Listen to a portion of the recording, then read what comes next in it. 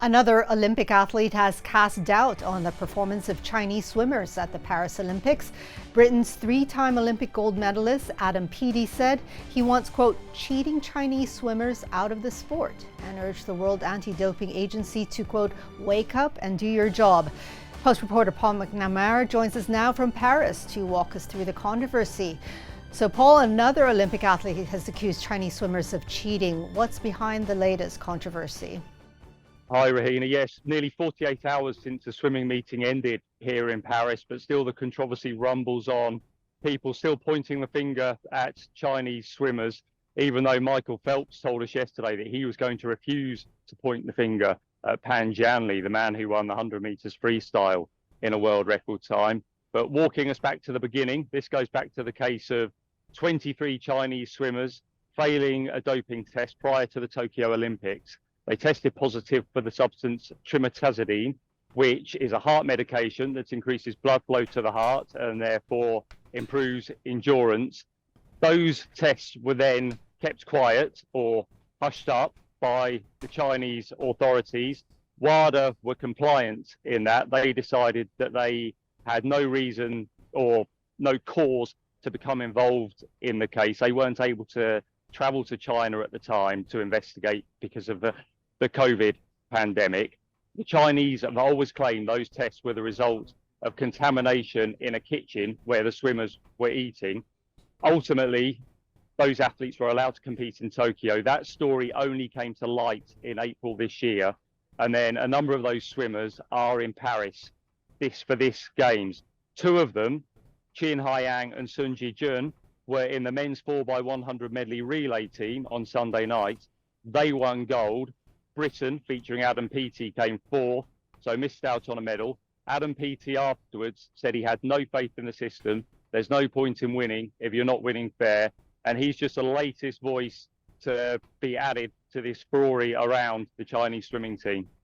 As you mentioned, American swimming legend Michael Phelps voiced similar doubts, but he seemed to have a slightly different take.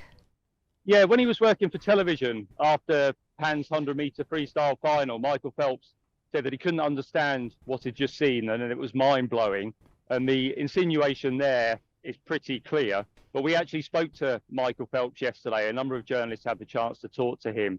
And he said he thought it would be unfair to point the finger at Pan. And it would be no different from going to Michael Phelps when he'd just broken the 400-meter individual medley relay record in Beijing 16 years ago and said to him, you're cheating, because he never ever failed a doping test.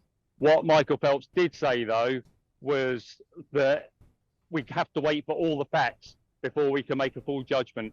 So he wasn't completely unequivocal, whereas when he spoke about doping in the sport, he was entirely unequivocal and said that one test should mean a life ban once and you're out. Okay, now moving on to badminton, where He Bingjiao won silver in the women's singles after semi-final opponent Carolina Marin dropped out from an injury. What happened there? Yeah, He Bingjiao was trailing in her semi-final to Carolina Marin.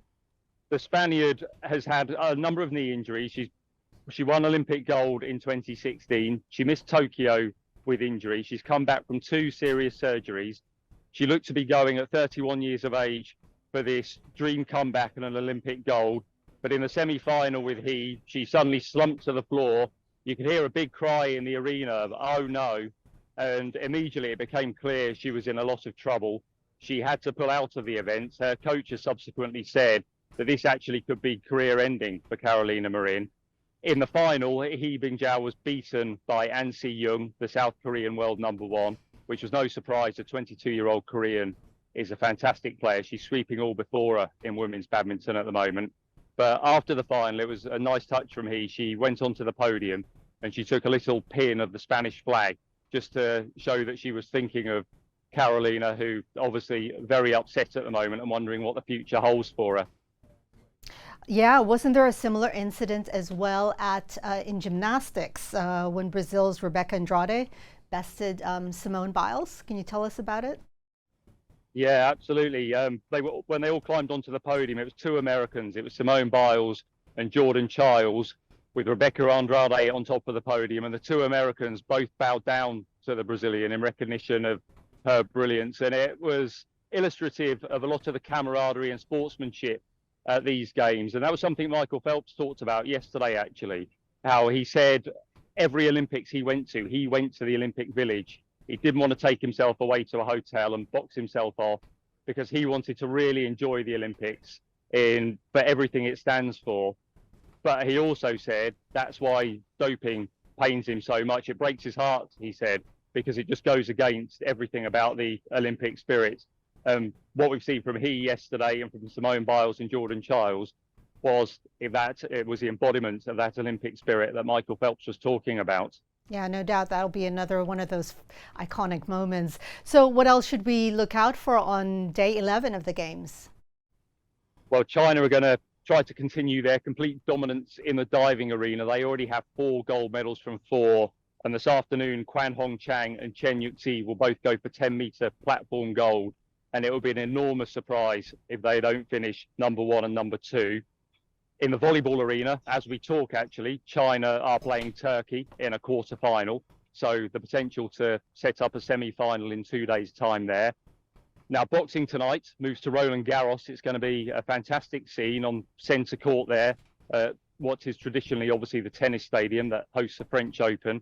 And loads of Chinese interest. So I'll just walk you through that quickly. In the 50-kilogram semi-final, Wu Yu will fight a Kazakh fighter for a place in the final.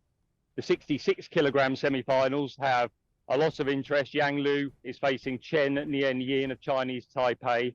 In the other semi-final, Iman Khalif, who has been at the centre of the gender eligibility controversy, will be fighting as well. She's against a Thai boxer and expected to reach the final.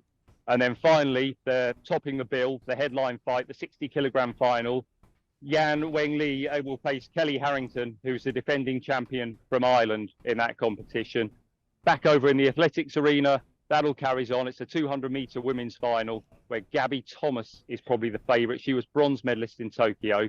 Her semi-final time was actually faster than the time she ran in Japan to win that medal. Great. Thanks again, Paul. And you can check out the latest Olympics results from our post correspondents in Paris at scmp.com.